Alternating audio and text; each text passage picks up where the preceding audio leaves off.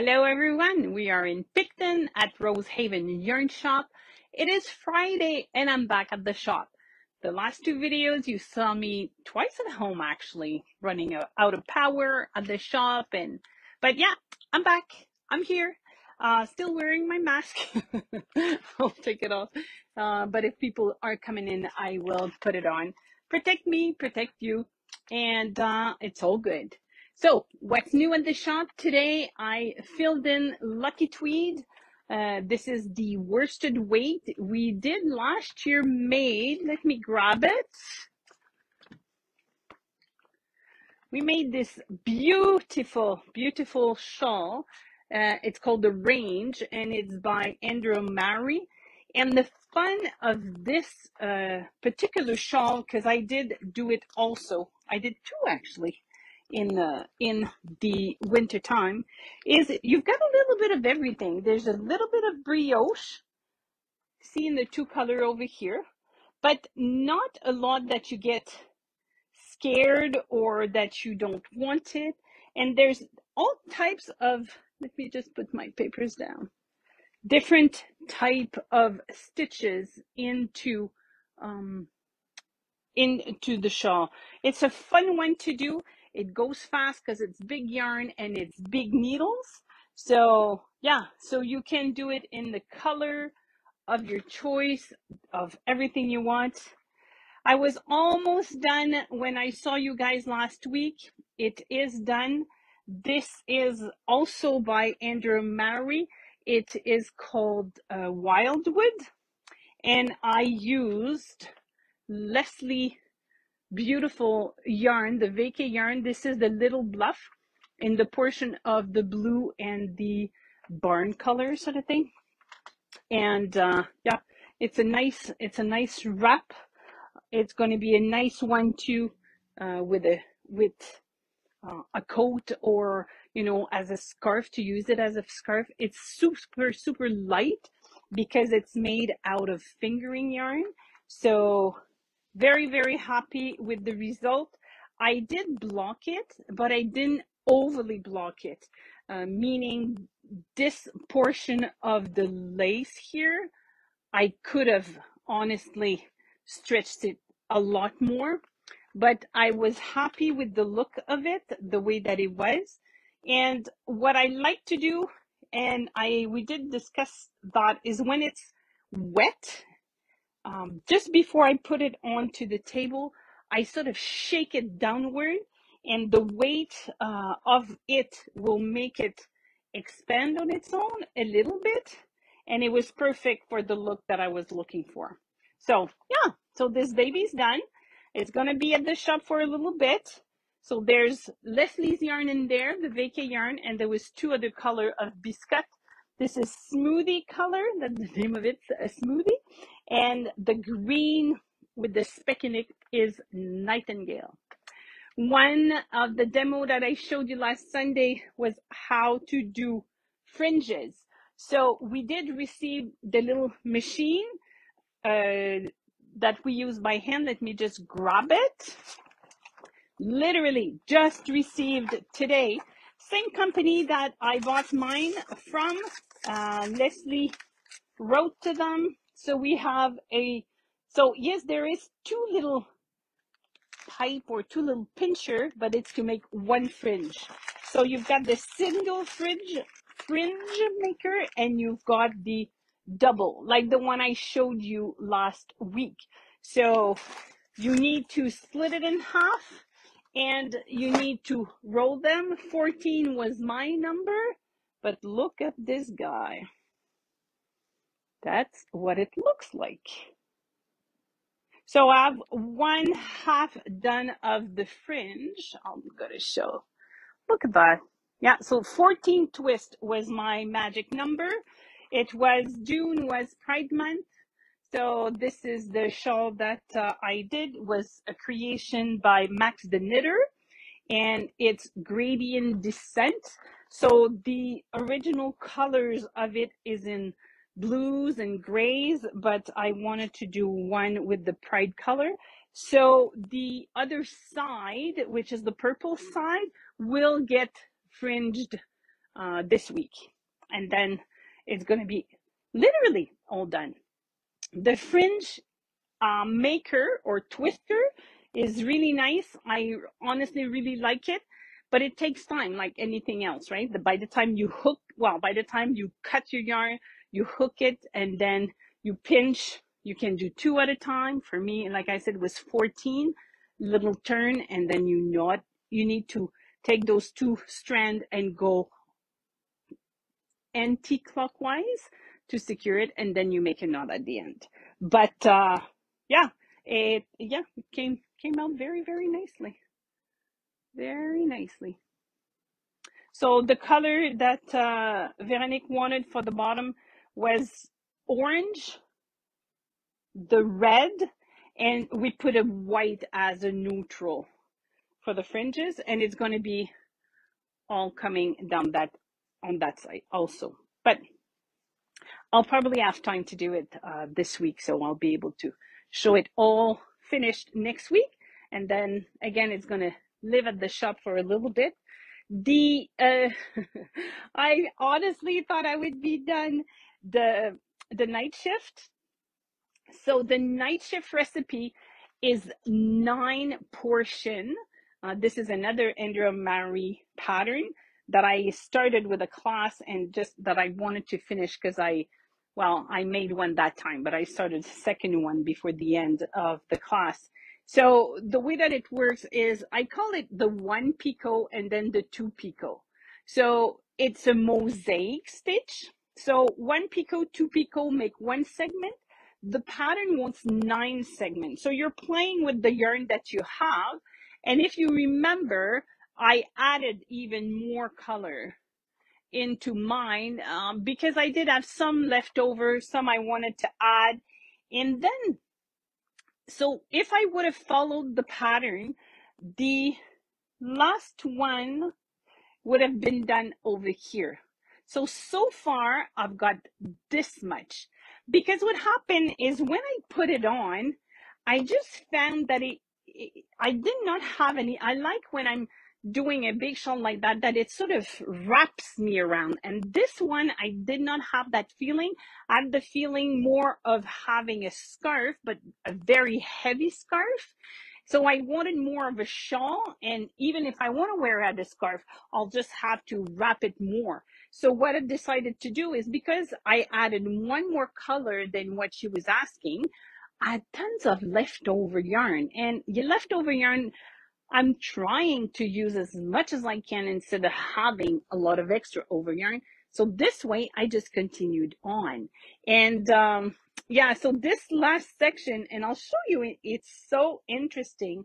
The picot in the beige is literally this background now. So sometimes you are putting your picot a certain color, but when you're using it as a background color, it's a lot more vibrant. So yes, the longer edge will have more color, but I started with it was not a black, but it was a very dark blue with some speck in it. And then I did the middle portion paler with sort of the beige that I had, and I introduced some of the gray. But anyway, almost done. I'm just adding more section because I love it too much. Okay, new stuff at the shop. You guys have been asking for it. So yes, it is the F word that is on the mug. So it said the F word, I'm knitting. We did get 24 of those. So yeah, if you're in need of one, you can go on the website, order some. That company that we deal with makes beautiful buttons. So today we got, so they're wood buttons. They're an inch wide, and they are just gorgeous. So we've got dandelions blowing in the wind, and we've got hearts. The hearts I don't remember that we had previously, but it's a company that we have often. One of the other thing when you're finishing your sweater, this is a full leather and it's hard. So you fold it in two and you can tack it at the bottom. And at the same time, I'm using some for sometimes you don't know the front or the back of your garment that you're making. So you can put it at the front on one of the side, or you can literally put it at the back like a tag. But sometimes it's sort of poke at you and you don't like it. So often I just put it at the front on one of the side. Okay, what's new? Well, my July gnome, you seen him last week. And yeah, so he's ready to live at the shop. He's here now. This is the first one that you can literally undress because not that he's naked, but it's just winter is coming. But even the design of the body did have some color work. And then he's got his little sweater to put on. So I'm just going to leave sweater off because today, oh my goodness, it was a hot day today. And I did one of the wee apple tree. I did put a washer, yeah, from the garage, went into the garage with my knitting, and my husband was like, hey, you know you're not in the right spot, girl. And it's like, I need a washer because it's a solid base. Hey, Tina, hello. Nice to see you, madame. And yeah, a wee apple tree already. I know. I'm addicted to gnome. What can I say? Love them, love them. Okay, this is going to be August. He looks very like a wizard, or yeah, he looks very serious, but he's got kangaroo pockets, which is very, very exciting. She always makes new things each month. Is so cute. Okay, remember the Jimmy Bean that I subscribed to in the States, and that I'm now I'm going to receive the wool for the last 2 months because I didn't want to pay every month for shipping. So the new one, oh, reflection. Let me pull that out. So this is August. So it's going to be a mushroom. And July, I think I showed it to you, but just in case, this was July. These guys I have not knitted because I'm waiting for the wool. Because when I subscribed to that, it was like a gnome club. It does come with the yarn. So and it's just the exact quantity for that particular gnome.